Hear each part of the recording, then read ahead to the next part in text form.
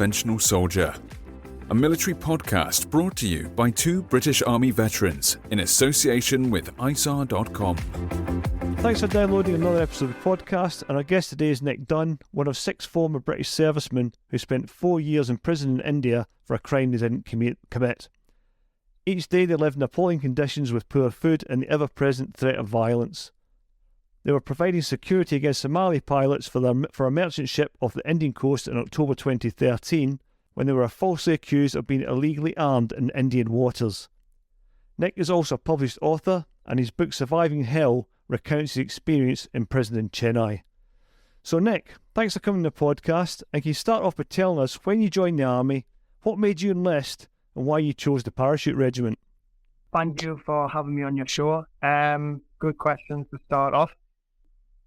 When I was growing up, obviously in the time where kids used to play out and go down the woods, make camp, we used to play armies. I used to like watching the good old war films on Saturday and Sunday afternoons with my dad. And I just kind of slowly, put myself in that direction. I wasn't really interested in school, even though I look back now, they are the best times of your life, so to say. But yes, I thought to myself, I want a challenge, and I would rather join the elite British Army's regiment, which is the parachute regiment. I enlisted at 17, and I went to Kovic a month after my 18th birthday, and it was tough. I was a skinny little short lad. Basically, I think I was like an easy target for the corporals and all that, because they wanted to see if I could do it. It wasn't done in a bullying way. They want the best out of you. They want to break you down, get rid of that civilian side of you, and build you to be a parachute regiment soldier. And that takes a lot of grit, drive, hard work and determination to turn yourself from a young adult to a fully fledged young professional soldier, to then go on operations around the world. And it was tough, but it was an amazing experience, and in a blink of an eye, I'll do it all again. Did you have any family members like your dad or that in the army or the parachute regiment? No, nothing at all. My granddad was RAF in the war, Second World War. I've got 2 cousins who are in the military, so 1 or 2 relatives with military background, but I'm the only one that's obviously in the parachute regiment. And it was just a very proud moment of mine, marching off to Ride of the Valkyries on the parade square at Kovic in front of my family. I was so overwhelmed. I felt like I'd done myself proud, but made them proud as well. So once you passed your basic training, you passed P Company and your jumps course, what battalion did you get sent to? I went to 1 para. I know, obviously, through what history, a lot of 2 and 3 paras being with the better operations, etc. They were more obviously involved with the fault as well. 1 para were staggering on in Ireland. I bet they were pretty gutted. I've spoken to 1 or 2 people who were in Northern Ireland. Their kits was packed, but they never got the call. So there's still quite a bit of inter-battalion rivalry around the Falklands, it sounds like it. Not really. You're there to do a job. We're all parachute airborne brothers. No one should be shooting daggers at each other. It's just how a cookie crumbles. I was fortunate to be part of the Special Forces support group, so the operations that we went on, 2 and 3 para, were probably thinking, I want to do that, but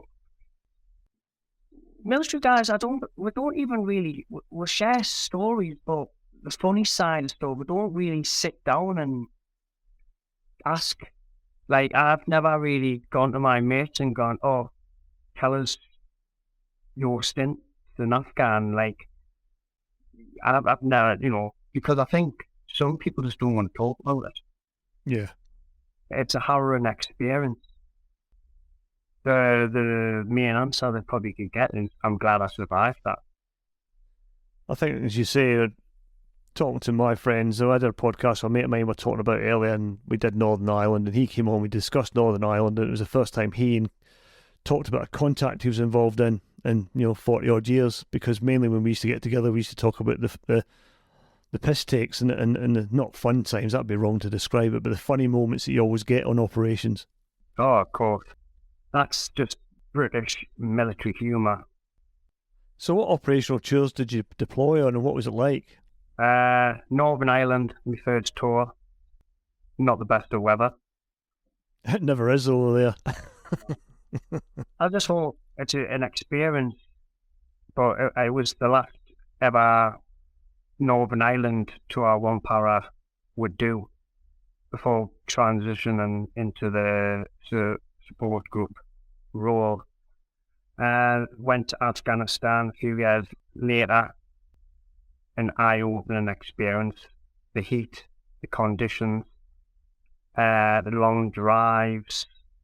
My first experience coming under mortar fire, even though it was indirect, but like it kind of makes you think, wow, what's going on here? Being involved in a vehicle explosion, I was top gunner of a Wimmick light armoured Land Rover. I was top gunner, and we got dicked, so we went to investigate. The people watching went to their location, they were well gone. And then we kind of drove back in the same direction of travel, basically, as we went out. There's just mines everywhere in Afghanistan. Still. And these are old legacy Soviet mines, aren't they, a lot of the time? Yeah, a lot of the time. And then we kind of went to park up near where other vehicles were, and then it just bumps like that. Yeah, as I ringing, I fell into the vehicle, dust cloud everywhere, and it just happens in a blink of an eye. And then I'm kind of coming to obviously check the crown jewels are still there. And like, I remember trying to get out of the vehicle, and the guys with the metal detectors were flying up with it, and they were shouting, "Don't move." But it was like coming over, like, "Don't move," and then I was kind of half in, half out, and I was starting getting the shaky leg. I was thinking, whoa, because obviously the adrenaline starting to come away, and I was just thinking, right, I'll let him go around the vehicle. And he says if we'd parked a little bit to the right and a little bit forward, there was an anti-tank mine, and all three of us would have been mincemeat if we parked there, that's for sure. Did all three vehicle occupants survive that explosion? We all survived, uninjured as well. It was a pressure plate mine, and it literally shot up the engine block. This is the problem. It was new. There was still remains of the tape, black electrical tape. It was a 105 round they used. I had a bit of the 105 shell, and took it off us because they wanted to do that test on it to see which organisation it came from. I'll tell you what, mate, you were lucky to walk away from a 105 round going off. I know. I think on that particular op, there was a lot of vehicles getting hit with mines. If Al-Qaeda and the Taliban stood toe to toe with ISARR soldiers, they would be wiped out. Simple as that. So they played the dirty game with IEDs. But you see that in every theatre. You see it in Afghanistan, right? You saw it in Northern Ireland. It all starts off, they try out-shooting you. It will never work with professional soldiers. So it always falls back to that, the IEDs and all the rest of it. And final tour, Iraq, working with Hereford. You did 6 years then, and obviously you're in a good job. You're in the parachute regiment. You're in Special Forces Support Group. What made you decide to leave the army then? I think with the whole maritime blowing up and a lot more CP was pushed, a lot of people were leaving.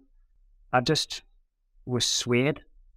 I think we all like to experience different things in life, and I have done what I did in the army, qualled up, and then just see what came first. And it was one of the lads who was in my company. He was saying about maritime security, and he pushed us in the right direction, and I went and done my course, and then I thought it was quite interesting. What were the deployments like then? I mean, if you can just explain to listeners who might not know, you're obviously on ship protection, but what weapons did you have? How did it work? Well, weapons vary from shotguns to rifles. All weapons were single shot only. They were not fully automatic weapons, because fully automatic weapons are weapons of war. But they were in pelly boxes. You'd pick them up from where your agent collects yours in the armory, take them onto the vessel. Some vessels are already clued up on their protective measures, like with barbed wire, water cannons, stuff like that.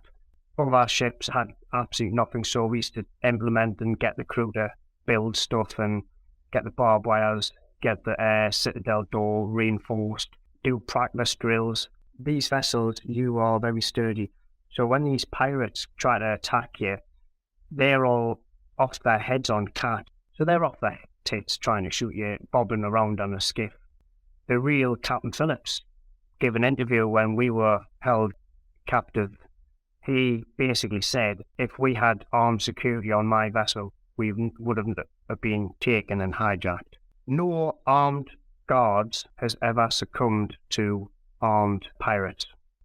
Yeah, because it's interesting. I don't know how accurate the Captain Phillips film is with Tom Hanks, but when you see that, they've got the water cannon as you described, and the skiff trying to pull up alongside this massive ship to get ladders on board. Yeah. And the citadel you mentioned before, that's a secure area where the crew are meant to lock themselves into. Is that correct? They can control the vessel from that. They should have went straight down there. You're on this ship now then, Nick, and you're doing all the operations. You've done your training with the crew that you can do. Talk us through the events leading up to your arrest and the sentencing, how that happened.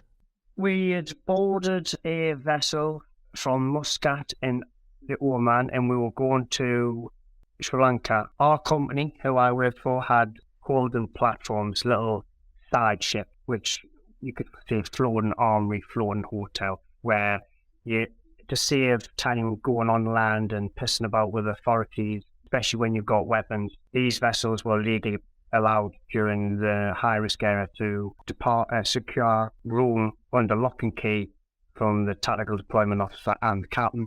All the weapons will be stored in pelly boxes and ammunition next door.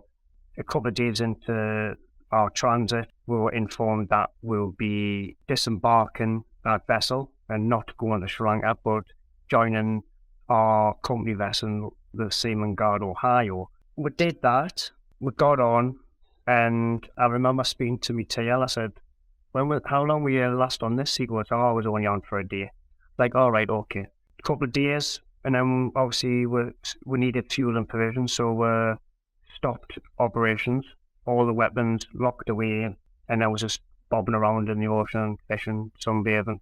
It was the 11th of October.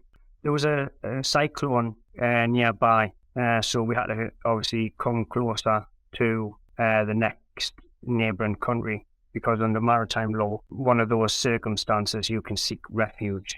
And we kind of were close, but the waves were pretty choppy. So when they were transferring the fuel from one vessel to the other, I said to the tactical deployment officer, I said, this is going to take forever, I'm going to be. We'll get rudely awakened by the TDO, and it basically says, just to let you know, there's a Coast Guard armed on the bridge.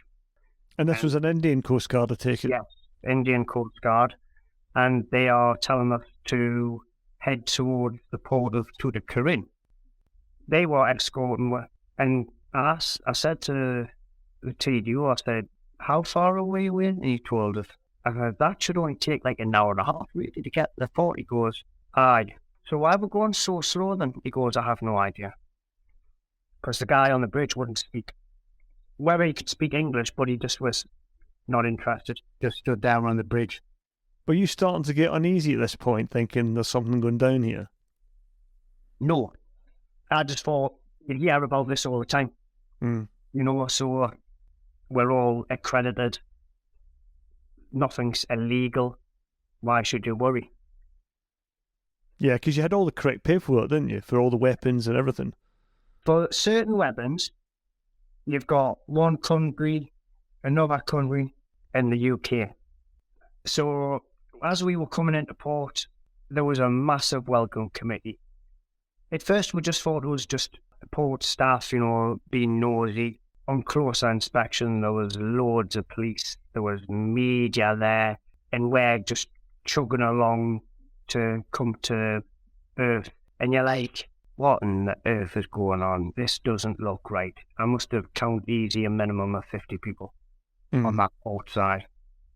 And it was like, once the bridge went down, it was like a gang for all. We're like, whoa, you can't just rush on this vessel. Who are you? And when you see some identification, well, police being police, they're just, you know.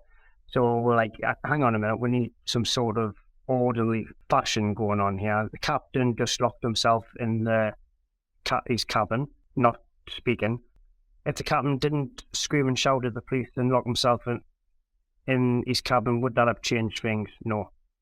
I can say that now because I've lived through it, I've experienced it, I can look back and say, nothing was ever going to change that. This was happening for a reason. And there was a rumour that the second officer hadn't been paid. From sitting in this position now, I'm probably 100% nearly sure this is all the agents sold it down the river. One of the two. How did they know where we were? This is the big question.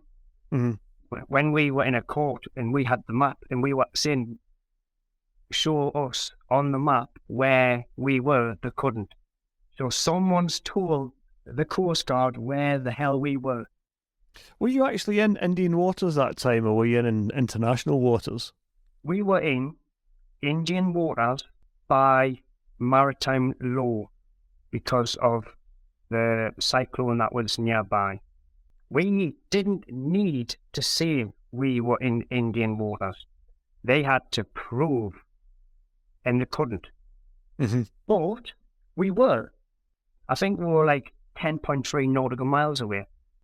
From mainland to 12 nautical miles, that is territorial water. So we came in because of the risk of a cyclone under maritime law to seek refuge in the neighbouring country, which was India. So when they came on, Nick, and they're starting to get, organised, the captain's gone into his cabin, did they start asking for weapon permits and weapon locations and the weapons quite quickly? Is that what they're focusing on? There was different police organisations as far as Mumbai. So you're trying to tell me in the space of a couple hours, they've been notified and they've got on a little private jet and flew from Mumbai to Tuticorin to get to where we were in Tuticorin port. Not a chance. This was a seizure exercise. Companies were coming on, different organisations. We were, look, come show the weapons because we are maritime security. These is our weapons. They are locked away in penny boxes. There's 35 weapons. Every company was going, there's nothing to be had here, and they were leaving. A couple of days into it, the local, I think it was day 4, the local Q branch, basically were looking like a bunch of fools, and they blabbed to the media, we found weapons, blah, de blah. Right, 2 big lorry 4x4s turned up, about 30 soldiers jumped off, but it was like, oh, we're removing the weapons. We had to stay on that vessel. Food was running low, water was running low. We weren't allowed to go off because we haven't got a permit. Was your company doing anything to help at this point, Nick? No. We did mention it to the embassy, obviously. Embassy couldn't get access, apparently, to the port to see with. No company representative, apart from the agent who came on. But there was someone else from the company, but apparently he got a hot collar because they were thinking, well, because he represents the company, we'll arrest him too, and he pissed off. We're practically left on our own. I think this is an important point for any soldiers thinking about getting into the sort of the close protection world abroad. I mean, when you leave the military, you don't think about digging deep into your contract, really. I did a bit of contracting when I left, and I only found out by accident a number of things, like when my company was providing aerospace platforms to the army in Iraq and Afghanistan, and I was going through the paperwork, and we were lucky. We had a very good company lawyer and company contract, and I didn't realise that they made sure that in Afghanistan and Iraq we came under what's called the Status of Forces Agreement, SOFA, which meant that we couldn't come under local law enforcement in Iraq or Afghanistan if anything went wrong.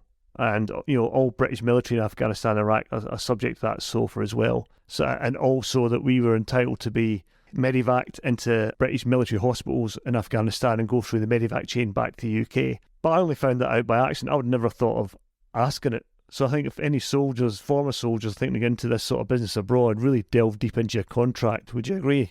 Definitely. The pirates aren't going to take you hostage. We'll be killed. And that's it. Doesn't state if you get kidnapped by a allied country. It doesn't mention that because that doesn't happen. So, well, like I say, we're in port and it got to day 6 and early in the morning. At the time, we are 4.5 hours ahead. The morning of the 18th of October 2013, the TGO has been informed by Madame Q Branch.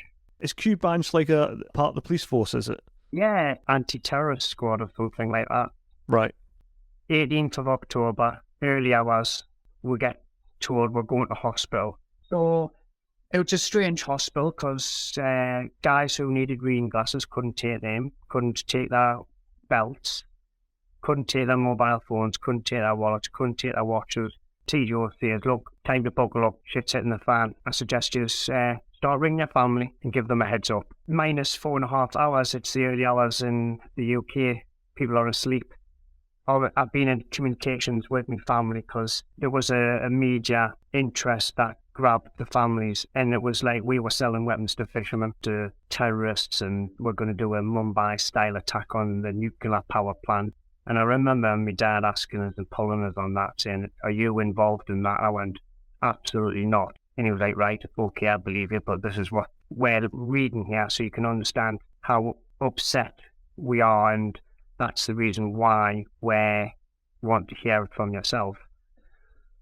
So I made the phone call to my sister. She never answered. Funny enough, it's after 8 o'clock in the morning. I rang my mum.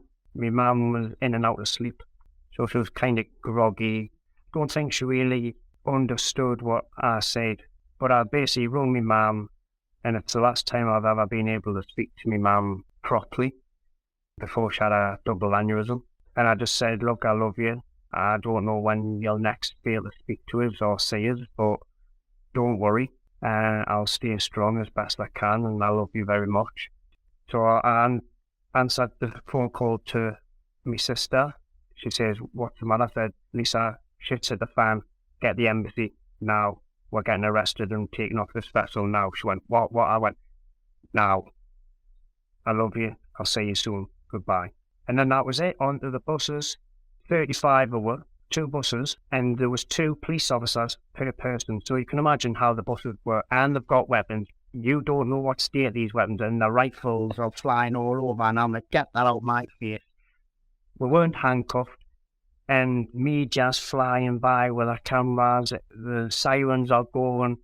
It was pandemonium. It was like, what in the earth is going on? Something that you would see in a film.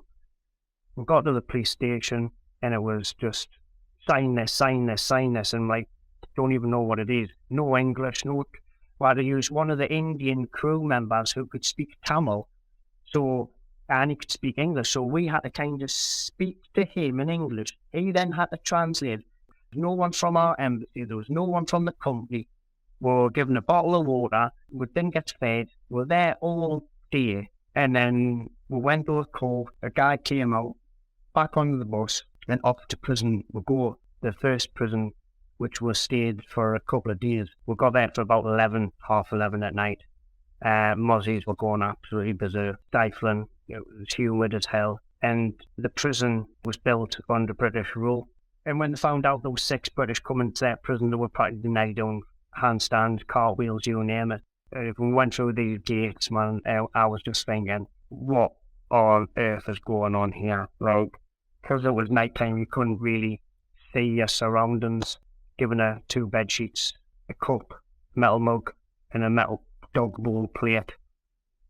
And then off we pop to this, like, outhouse, and we're all slammed in there, hole in the floor of the toilet, bit of, like, a little water fountain trough thing to wash in. And people were just in such of a state, people were just thinking, what on earth's going on here? In the army, when you do sort of survival training, combat survival training and conduct after capture training, they talk about the shock of capture. Did you ever experience anything like that, shock of capture? I just was kind of pondering my thoughts, just thinking, I wasn't like, I wouldn't say it's shock. I was more concerned about my family than me. How was my family taking it? And with all the you British guys still together at this point, did they keep you together? We're all together, all 35 of us. A couple of days went by, and then they got the bus. We went up to Chennai, bar a few who went off to interrogation. One of the Brit guys went off to interrogation to an undisclosed place. But we went from Tuticorin up to Chennai, 14 hours, and it was like hell. Bus, Indians falling asleep with a rifle. You don't know what weapon state it is. They were driving, and I'm thinking, I'm not even going to make it to this prison. We're going to fall off the road into a ditch, and some rifle's going to go off. We're all cramped, and you just haven't slept for a few days properly, and you've not had really enough food. At this point, you're not bothered about yourself. You know you can deal with it from your time in the military. I'm so fortunate I have my military training, because if you were in this situation and you're not military trained, you will handle this in a different light. When the shit hits the fan, when you're military, you go into a sense of alertness. You're thinking, right, let's deal with things, fight or flight kind of mode. And going back to what we talked about earlier, you've had that rough treatment off during your training and been shouted at and been, moved around. So you've already beaten, not through the exact experience you go through now, but you've been mentally toughened up a bit, haven't you? Yes, but crawling through ditches to get to a firing position, or to tab up a mountain to keep with a pack, and yes, it is mental, but it's physical robustness. You train the mind to tell the body to stop feeling pain so you can go that extra mile. When you're involved in something that's just mental, who tells the brain? And this is what I keep saying. I don't try and use these big terminology words and like these gurus do when they talk about mental health. I keep it simple, stupid, and I tell them, this is how I was affected. This is how I dealt with it. Do you have any experience? Do you share the same experience? Obviously, only certain people share the same experience as me, but trauma's trauma, and it comes in different ways and light. Am I right in saying that even the military did help you to a degree, but the extenuating circumstances that you were in did leave a lot that you couldn't cope with? Oh, the military has you at a level, right? I forgot how many mental brick walls over the space of 4 years I had to go through. The amount of times I wrote in letters, looked at my sister whilst in the jailer's office when she came to visit me, and say, I can't do this. This is beyond me. And it got to the point where people from around the world were writing to it. And you've got to go past that mental boundary. You've got to go, right, no one's going to get me out of this bar myself. I can't be dragged by others. I have to drag myself. But others need to chuck that 2 pence in. They need to support me, because this is something I've never experienced, and not a lot of people have experienced. To have your freedom stripped from you and people dictating your life. How do you do that? How do you cope? It's tough. But having that military background helped immensely. I was able to think a little bit. But that wears off when you're in prison life. And then going out of prison to trying to integrate back into a normal life. Because I can't just jump on a plane and go home. I'm like under country arrest, so to speak, even though I had no charges. And then you get told you're going back into prison again. How do you do that? How do you mentally prepare yourself? You can't. You've just got to take each day as it comes and take whatever happens on the chin. So how long were you in this prison before you were taken to court and sentenced? Well, we did a couple of days at Palamcote prison. Then we moved up to Chennai Central Prison, where we did nearly 6 months there. We got granted bail. A couple of months later, we had charges quashed. I was a free man. And this is the only time I will ever say to the British government, you failed then. When we had a meeting in the British Embassy, we had no charges. And we said, under maritime law, had letters from our lawyers stating Indian law and maritime law, we could go home during that 90-day period where the police had to appeal. If they didn't appeal, come day 90, that's it, we go home. But during them days, you don't need to remain in India. But our government never pursued it because they said to us, we do not believe they'll appeal. I said, well, you've not been dealing with them, we have, and they are very unpredictable. This wasn't just your generic court case. This was an international incident. Amnesty International told my sister, what country is your brother in? They turned round when she said India and they went, oh, but don't touch them. And that's Amnesty International. So during this not limbo period, but this period where you're on a certain amount of days to appeal, were your passports taken off you and you couldn't leave the country? Yeah, but the British government can issue a new. I got a passport when I was out there, but they only gave us it once my passport expired. But they could have give you a travel warrant. Yeah, and just got you out of the country. They could have got me out of the country under diplomatic ways, but they didn't. And all would have been forgotten because the British government, if India turned around and said, well, we're taking this to trial, we want Mr. Dunn and the rest to come back to India for trial, the British government would say, well, they've got no charges made. But what was happening and ongoing while we were in India, trade deals where Narendra Modi went over to entertain the London Stadium or Wembley or Hyde Park, our blossoming relationship, I recall him saying. I'm thinking, do you want to follow this blossoming relationship to the southeast of your country? The 90 days was getting ready. People were getting a little bit excited, packing up whatever belongings they had, and you can imagine the family. And then we get a notice of, well, lawyer, on day 88, they put paperwork into the Supreme Court. And you're like, because it's coming from a police government organisation, the court has to hear it. If it was someone else, they'll just go, nah, not enough evidence or on the table to pursue this. Because it was done by the police, and there was a lot of murkiness. Basically, they were police officers in an investigation, and they were making it up. Basically, they were making a mountain out of a molehill. Did you have an Indian lawyer at this point? I have an Indian lawyer, and she was the best money could buy in maritime because it was a maritime case. I would have loved it if they just went all weapons, but they didn't. They chose 6 weapons, which were the G3s, because they still had the switch to go from single shot to fully automatic. Mm-hmm. However, they had parts removed. If you're going to test a weapon for fully automatic, what do? You put 2 to 3 rounds in, cock it, switch it to fully automatic and hold the trigger down.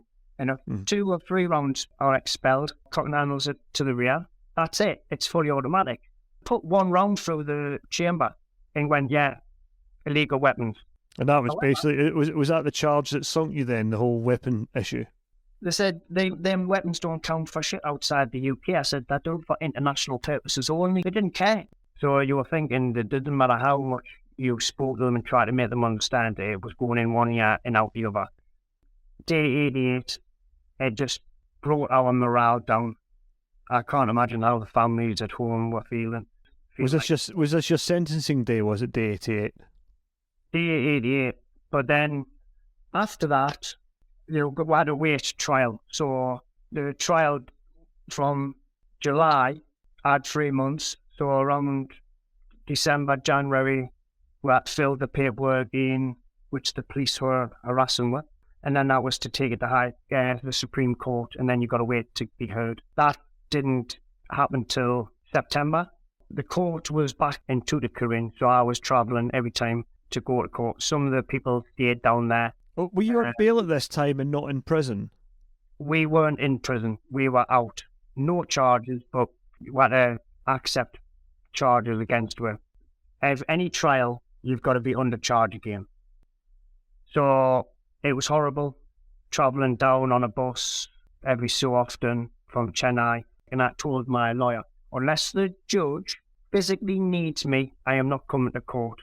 I'm not listening to utter lies again, where our legal team were cross-referencing the original statements and the collector of evidence. Basically, perjury was performed. If I had seen the ballistic expert's report, I wouldn't have put the charges on the men. But you put the charges on the men before you saw it, didn't you? Yes. That, in a nutshell, game over. That's it. Is that what sunk you that point? That was, in a UK law, if he'd be done for perjury, court would have been over. He's just stood there in a court of law and said, if I'd seen the ballistic expert's report, I wouldn't have put the charges on the men. I said to my legal team, I said to my lawyer, I'm not coming back here unless the judge wants me. So I just kind of cracked on as best I can. We did the trial. We're down there at the end, and there was the 2-week recess over the Christmas period where League was speaking with our legal team and thanked them for everything they've done, and they said, we've covered everything. We've turned every stone. So over Christmas, you're trying not to ponder. It's Christmas, so obviously I'm trying to just think, hopefully this is my last Christmas and New Year in India. And then 11th of January came, Judgment Day. We always named it Judgment Day when it was like a decision at the court. Did I think we were going to get sentenced? Yes. Did I think I was going to go home? Yes. Is this what your lawyers had said as well to expect? They just said, we hope it's a good result.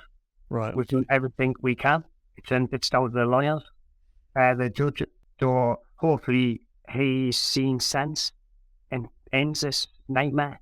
I'm standing next to one of the Estonians, and I noticed in the corner of my eye, loads of police were turning up, and I was thinking, something's not right here. He went, what do you mean? I went, look outside there for something in case something kicks off. And then he stood up, shouted something in Tamil. One of our embassy staff knew what he said, and she was straight on the dog and bone. She was straight on the phone to New Delhi. And we're like to the lawyers, go ahead, tell us, come on. And I tell you what, and I mentioned this in my book, and I've mentioned it because I'll tell you what, I've seen some scared faces, especially when you've been on operations. But I've never seen a grown man, look so scared to 35 men. You could literally hear him swallow for what he was about to tell us. And we're like, come on, what's he said? 5 years. 5 years what? Yeah, you've been sentenced to 5 years. And it just sits in your stomach for a little bit. And then it falls. You get this gut feeling. You don't want to be sick, but you feel sick. And it feels like your heart's been ripped out your chest. I didn't care for me anymore. I cared more about my family. And then obviously the commotion was happening, and we were kind of all waiting outside the court. The media started trying to ring us. I said, look, it's not good news. Please speak to my sister. It wasn't, oh, you're getting sentenced. Go get your stuff and there you go. It was straight to court. It was straight to prison, sorry. Yeah, so they were kind of finding out whether to take us straight up to Chennai or to Palancourt for the night and then up to Chennai the next morning. So there was a lot of waiting round. And then you've got to make the phone call. So I rang my dad. I said, Dad, that's not good news. He went, what do you mean? I said, I'm going to prison for 5 years. He went, you what? Obviously, a few flowery words followed that. He says, but the weapons are fine. I said, Dad, I know. It doesn't matter. Not here. I had a partner over there, massive, great help with communications. I rung her and I said, look, it's not going well. Obviously, she started crying on the phone. I said, can you do me one favour, please? Can you go to the hostel and bag me stuff up and take it to the embassy? I'm going to prison for 5 years. I don't expect you to wait for us. Just do this last favour and get on with your life, please. Obviously, she never did that. She was waiting outside the prison the next day, trying to get in. That was January. She didn't get in to see us till my sister came in March for my birthday. The media ring us again, I'm saying, because different media were trying to find out what's going on. The media was outside the court. We did speak to them before we boarded the buses, where I publicly pleaded with David Cameron to start negotiations and bring us home. You've gone through all that mental trauma there, Nick, and you're not even at the prison yet. What were the conditions like in the prison when you got there? Squalor. Slate floor, hole in the floor, buckets to wash your clothes in, to shower with. We did get creature comforts. We had great charity called UK Prisoners Abroad. And they, every so many months, would put money in our prison account. Obviously, family would put prison. The British Legion and the Mission to Seafarers financially helped our family, our British families, from time to time, because we were not earning. The company just left one more off. And they weren't paying you at this point? No. And I'm still owed 6-figure sum in wages, which I'll never get back. Compensation offered with £10. Was this money you were getting for these charities, was that paying for your food?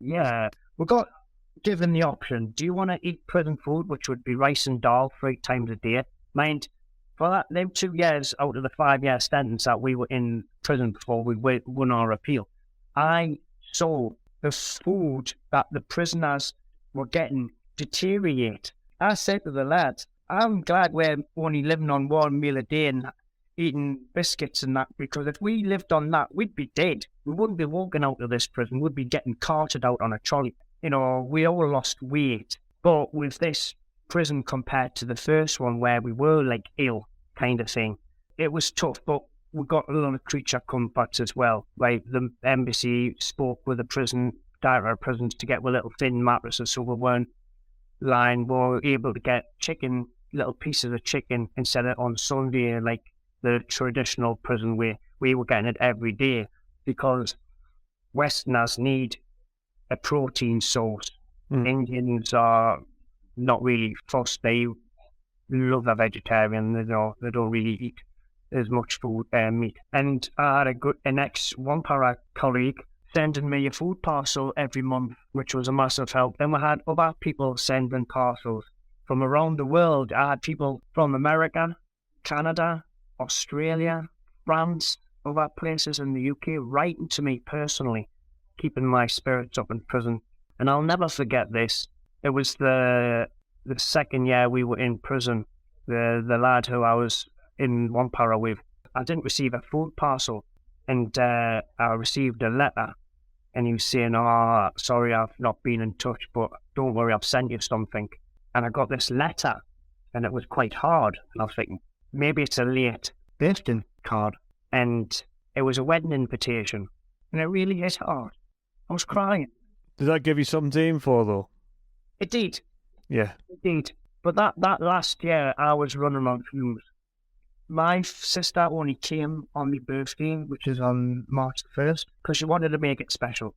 For the 3 birthdays and Christmases and that, I was in prison. That's when I saw my sister. And I was running low.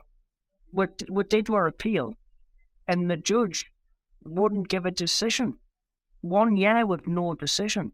The captain was dying of cancer. He was like a walking skeleton with skin on him. Our appeal was stuck at the High Court. So our lawyers went, we're going to send a red herring because we're going to give this man the chance to die in a private hospital and have his family from Ukraine come over. I hope he's still alive. He wasn't that much of a bad guy. He was our ticket. And it shouldn't have come down to a man to nearly die for my freedom. The government didn't get my freedom. Okay, you can say the legal team, they did the brunt of it. Ultimately, came to him nearly dying for the Supreme Court Chief Justice, the top judge in all of India. His court case for him to get out went from the small court to High Court to Supreme Court. And grandest judge of all of India heard his case and went, "Why are you still in my country for?" And he's gone, "I want a decision within 2 weeks." 2 weeks. The spirit in the camp. It was on like Donkey Kong, we used to say. 2 weeks. I remember on a Sunday night, the Chennai FM radio station was playing rock ballads. And I've always said that I always liked the song anyways, but it means so much to me more so now. It was the final countdown by Europe. And everyone's sat reading a book or whatever they're doing. I think I was returning mail. I didn't want to just go, right, that tomorrow comes, that's it. I still was in my routine because we've been down this road before. Even though something inside was saying, top judge is saying, I want a decision. He's practically saying, get them out of this country now. But when that song came on, the final countdown, that was it. I stood up in the cell and went, that's it, lads. It's over tomorrow. But you actually, at that point, you thought you were getting released tomorrow. You wouldn't have to wait the 2 weeks. No. The 2 weeks, that from the judge saying 2 weeks, it was to that point. Oh, right, great, yeah. The Monday. Yeah. And Sunday night, I was like, that's it, it's over tomorrow. So, as you can imagine, none of us slept that night. So, lighters were going, biddies were getting smoked. One of our hot water was left from the evening in what flasks were making brews in the dark and just chatting, trying to tire ourselves out. It was horrible. And so, like, normally it was between 6:30, they would unlock the cell. Honestly, that as soon as I heard them keys, I was practically driving the guard out the way because I wanted to tire myself out. So we made it, obviously, around the back of our cell, under the mango tree, we made like a little Flintstone gym, which you can see on my social media. There's pictures of that said gym. And I was, trying to tire myself out, going for a run, just cracking on. People were like headless chickens. Don't blame them.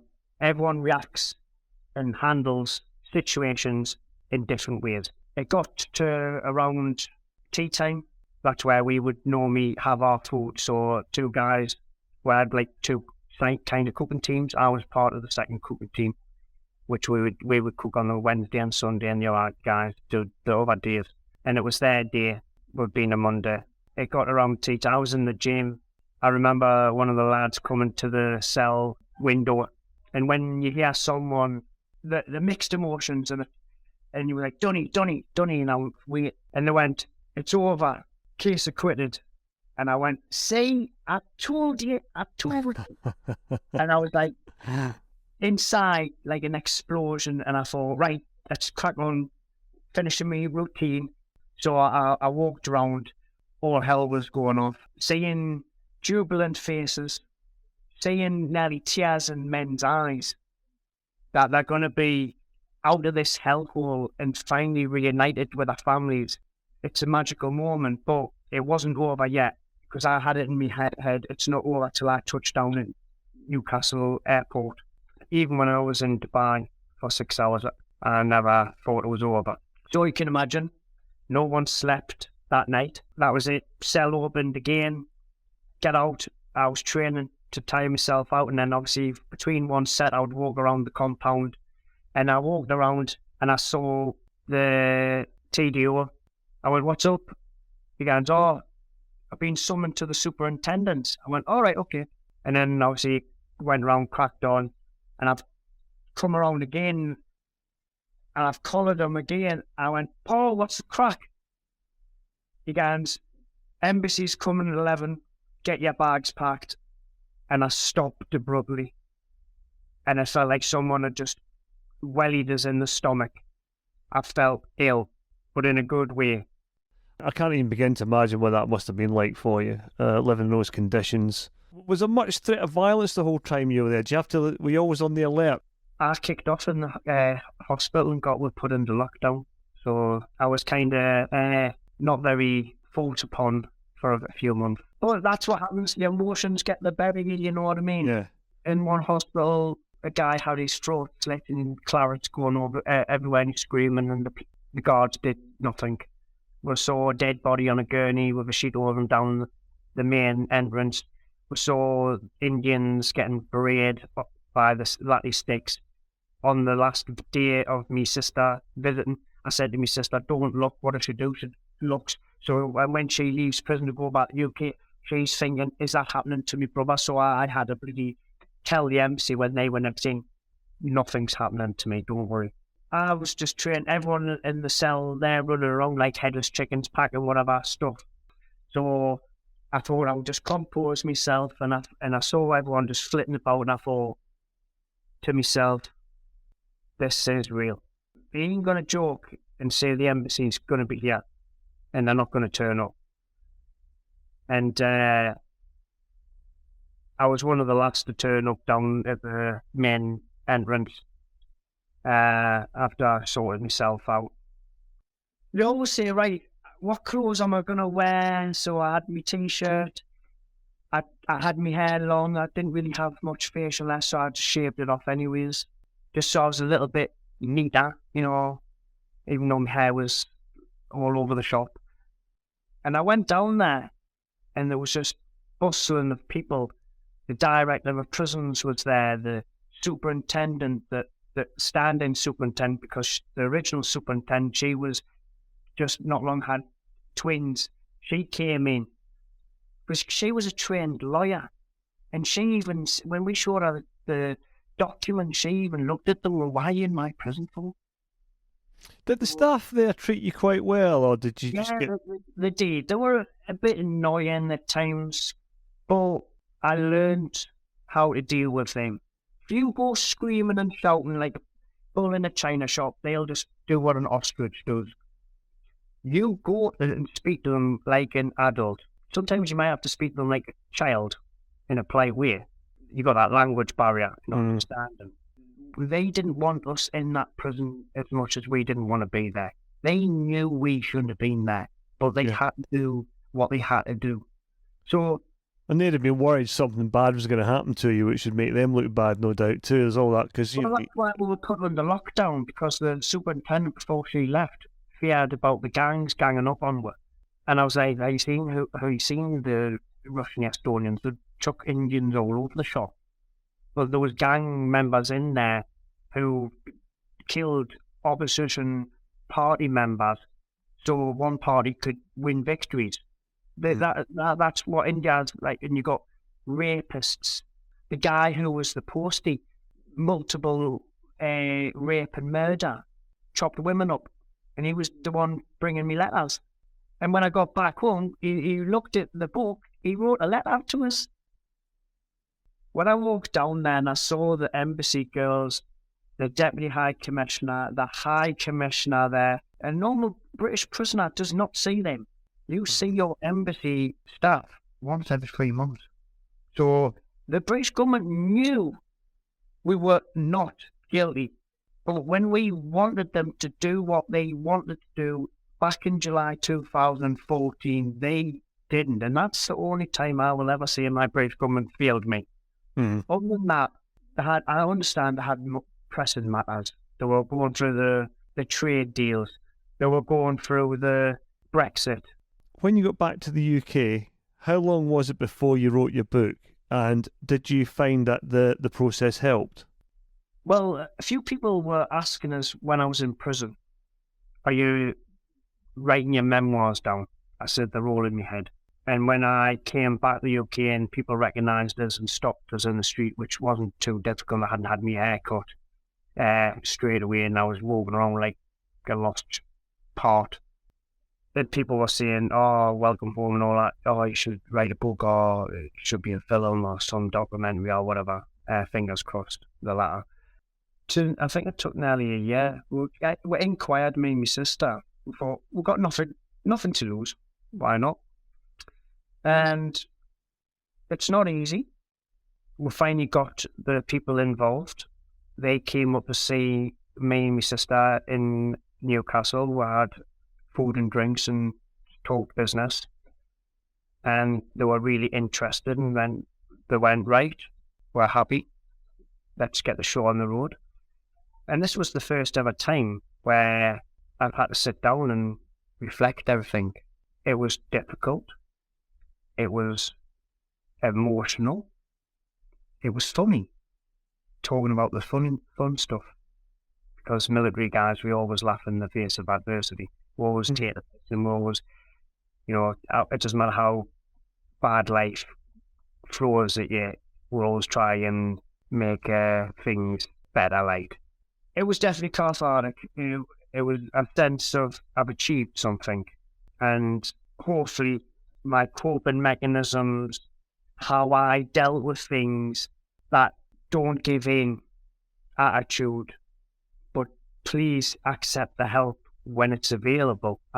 People's support that they showed me. You're not alone, and it's okay to admit that you might need help, and I hope that could potentially help someone in their struggles. But yeah, it was quite good to just basically tell the good, the bad, and the ugly, and to get a little bit of a backstory of myself. And the beauty of my book, it chucks you straight in the deep end to get the readers interested to why they've been arrested, why they're going to prison, and then goes through that. And then you've got my sister chucking her. So you're getting two stories of the same scenario, but like from different aspects, my version and my sister's version of what she was doing, the raising awareness and talking about what I've told her and how they took it, or I'm getting arrested, and all that. I imagine they'd have kept quite a few things from you that they were going through at the time. I remember, like, before Christmas, everyone was getting mail, and 1 month I wasn't getting nothing, and I broke down in the cell. It's because my mum's gone into hospital, and the embassy came, and they saw my face, and they went, "Oh, Nick, at the end of the meeting, can you stay behind?" Well, I remember previously, they said that to one of the guys, and he came back and said, "Oh, I've got my family coming to see us." Mm-hmm. So they've told me, and I'm buzzing. I'm thinking, I've got my family coming to see us before Christmas, And then the embassy last looked at us, and she just went, "I'm sorry, Nick, can you read this letter?" And it felt like my whole world had ended. Like trying to read this letter with my eyes filling up. My sister saying, "You're stable." And we in the military have got this red mist. And in that prison, from the jailer's office to our compound was 1 mile, give or take, nearly a mile walk. And I've got to do this walk, and I'm walking in tunnel vision. My head's down, and I'm just shuffling me flip-flops. And I've got stones pelting off us, verbal abuse, racial slurs, and that pain was nothing. And I'm trying to battle my red mist from consuming me, because then I would just unleash hell because of what I've just been told. And to have so much control over your feelings, to not do that is so hard. Mm-hmm. That red mist is in my Pandora's box, locked away. How I've managed to keep that locked away for them 4 years is beyond me. But yes, my family did keep a lot from me. Me and my sister, since I've been home, we've never, and I don't think we ever will, sit down and talk about it, because I think some things in life is just best not said. We've both went through a horrible ordeal. And yes, it was a horrible situation, but we've got to be thankful while Mum is still alive. Well, Nick, thanks for your honesty during this podcast, and I know parts of it haven't been easy, but I really appreciate your honesty in describing what you went through. Where can listeners get a copy of the book? Amazon is the best place to get it on Kindle version, hardback or paperback. Unfortunately, there's no audio book, and that is something I am trying to pursue and get done, because, like I say, there's many people who prefer to listen than read, and there's people who, especially this day and age, who are partially sighted, or those who are dyslexic. They like to listen to it. That is something I would really try and love to get done. And there's other bookstores like Waterstones. I think they still do my book, but Amazon, that is the main place to get.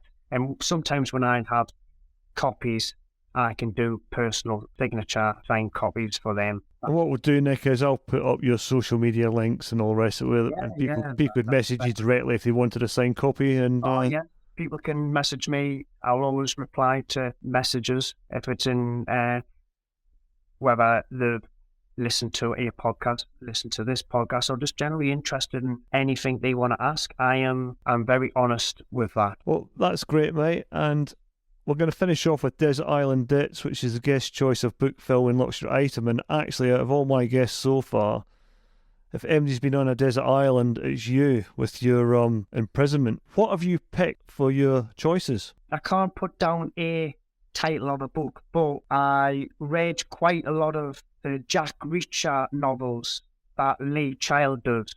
I really liked reading them, and that was the last book I was reading, which I didn't finish before leaving prison. Film, I'm going to give this to me partner. She mentioned it, and when I thought of it, I had to laugh in agreement. Tom Hanks's film where he's stuck on the desert island. Castaway. Castaway. So that kind of looked at it like that when I came out of prison. Good old knife. You need a good knife in a survival because it has many uses. Well, that's great, mate. So all sensible choices. And do you think you'll go back and finish that Lee Child book? I don't know. I'll probably have to read it all again because I've probably forgotten where I'm up to. But I think if I started reading it again, it might have some, I wouldn't say negative feeling, but might bring back some memories. Yeah. My choice this week is Born on the 4th of July by Ron Kovic, and Born on the 4th of July film with Tom Cruise was on a couple of weeks ago. I hadn't seen it for about 30 years, and inspired me to go, and I got Ron Kovic's book on Audible. And actually it was, the way veterans are treated, it never changes. When Ron Kovic is describing when he was in the Veterans Hospital in Brooklyn, there were rats running around. We had rats. Read about that in my book. You could associate with what Ron Kovic was going through, but he didn't even have to go to India, mate. He was getting this in a blooming veterans hospital. There were even veterans from the First World War there. But fast forward to veterans of Afghanistan and Iraq, still having to fight for proper treatment. Ridiculous. Like, all these charities had government funding, but ran by military personnel. Veterans would be well looked after. No veteran of the United Kingdom should be living on our street. Without a shadow. They gave up their freedom, their life to protect and serve our nation. It's something little of giving them housing, a stepping stone to get back on their feet. That is nothing compared to what they sacrificed and gave up. Totally agree, mate. And when you listen to Born on the 4th of July from a Vietnam veteran to the present day, nothing's changed. And Vietnam, they were always given in a horrible light because that was a war even the American people did not want the US to be a part of. So I can understand why their veterans were treated in that light, and the way the American people look upon their veterans and military personnel today, it's wild. Yeah, and I think only the people in the UK is welcoming, is that still great support, but it's not enough. Totally agree, mate. But I think, unfortunately for the Americans, they had to go through the appalling treatment of the Vietnam veterans in order to get to where they are today. But the more things change, the more the things remain the same. So that's it. Something good without something bad happening. No, absolutely, mate. That's it for another episode. So, Nick, cheers, mate. I really appreciate you coming on. Thank you so much. And thanks to you, the listener, for your continued support and suggestions. Please keep them coming, and our email and social media links are at the bottom of the show notes, and I'll also put in links to Nick's social media as well. You can find us on all the usual suspects, including Instagram, Facebook, YouTube and Twitter. And if you download us from iTunes and like the podcast, it'd be great if you could leave us a review there or anywhere you get your podcast from. Thanks again to Nick Beale for his continued support and sponsorship to the series and offering technical help to his company ISARR. And we'll see you next time on The Unconventional Soldier.